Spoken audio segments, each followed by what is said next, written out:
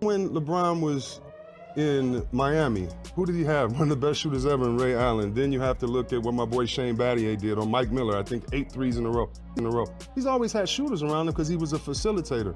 When he doesn't have shooters around, how can you be the best you can be? He's having a great season. It's not about him, but I do think it's about the talent that you have around him. And I think that if you win one championship in 4 years, that's the story.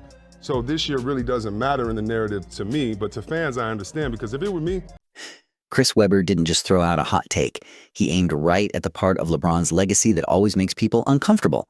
Not the stats, not the longevity, not even the rings by themselves, the way the path was built. That's why those first few seconds hit different. He wasn't yelling. He wasn't chasing attention. He was talking like a man who had already thought this through 100 times and finally decided to stop holding it in.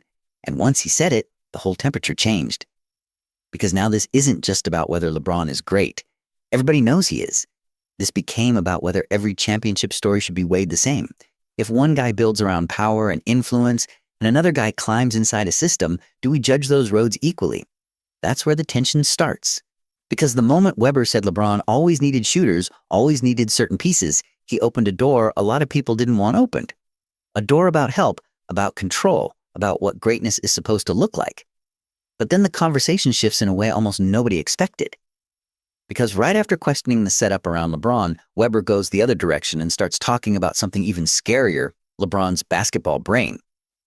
And the next clip is where he says it plain, calling him the Einstein of basketball. What he's had to work with. He's taken every rookie coach he's had to the NBA Finals.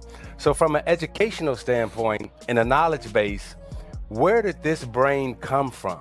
I mean, he's the Einstein of basketball. Because when you look at myself, you look at a Jordan, you look at a Shaq, you know, we had Hall of Fame coaches. That came from somewhere.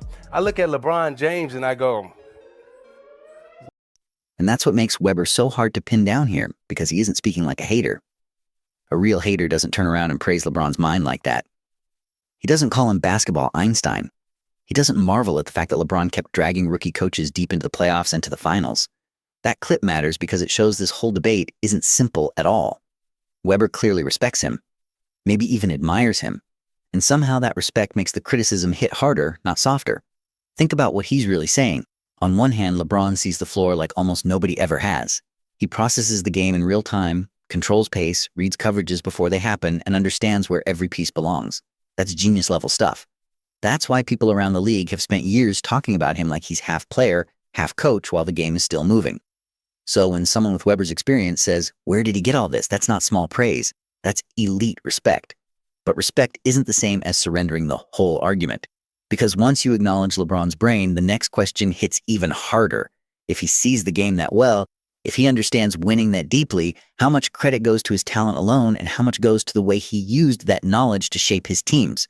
That's the pressure point. That's where this whole thing turns from admiration into tension. And according to the way this conversation is framed, Webber wasn't trying to tear LeBron down. He was drawing a line between two different kinds of greatness. One kind says, give me what the organization gives me and I'll elevate it. The other says, I know exactly what I need, so I'm going to help create the conditions myself. Neither one sounds weak, but they are not the same thing. That's why people get uncomfortable the second this topic comes up. Because once you say that out loud, you start reopening every old argument people thought was settled.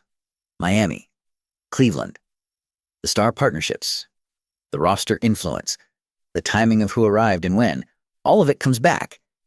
And suddenly, this isn't just some debate TV segment anymore. It becomes a real question about how history should be read. That's also why the room reportedly got so quiet after Webber made his point. Everybody in basketball understands context matters. Titles matter. Finals matter. But context matters too. Who was drafted there? Who developed there? Who recruited who? Who chose the situation? And who simply grew inside it? Fans can pretend those questions don't matter, but players know they do.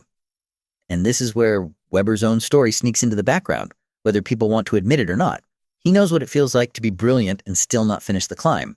He knows what it feels like to come painfully close without getting the ring that washes away every doubt. So when he talks about LeBron's choices, he's not talking from the outside. He's talking like someone who understands exactly what a championship changes and exactly what people remember when you don't get one. That's why his next thought matters so much. Because after all the talk about LeBron's brain, the conversation doesn't stay in theory. It moves to legacy. It moves to what would actually prove something once and for all. And that next clip is the key. Because Weber starts talking about Cleveland won championship there and why that alone would have been enough to stamp LeBron in a totally different way. Kind of upset because I was saying, LeBron, if you win one championship in Cleveland, you have earned your stripes. Don't listen to all these people out here. Just win one in Cleveland if you could do that. And so the story turned out even better with him being able to go away, get a couple, and come back. Yeah. You know, he's made the transition. So when Michael Jordan was in the game, because a lot of it is sentimental. So saying he's better than Magic, I don't even know if I could ever utter, even though it's probably true. So I think it's just the sentiment. I mean, what if he would have played as smart as he is with the best? He's really saying the quiet part out loud. This debate was never only about rings. It's about how those rings were built. That's why Weber's words hit so hard. To one side, LeBron did exactly what stars should do, use his power, choose his path, and win in his era. To the other side, that path changes the standard.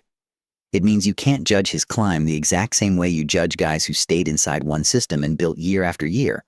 And that's where the whole thing gets messy, because both sides have a case. LeBron's longevity is real. His control over the game is real. His influence is real.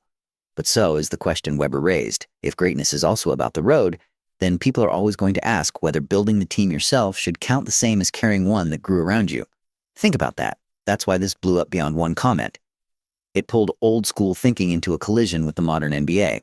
One side values loyalty, structure, and rising with what you were given. The other values freedom, leverage, and creating the best chance to win. Same goal, completely different philosophy. And now the GOAT debate gets even harder. Because it's not just Jordan versus LeBron anymore. It's one definition of greatness versus another. Skill versus path. Control versus circumstance. Results versus method. So no, Chris Webber didn't erase LeBron's legacy. He did something more dangerous. He forced people to explain what they really believe. And once that happens, the argument doesn't cool down, it gets louder. So now it comes to you. When you judge the greatest ever, what matters more? The numbers, the championships, or the way the journey was built? If Weber had a point, say it. If you think LeBron's greatness speaks for itself, say that too. Either way, this debate is far from over, and you already know the comments are about to go crazy.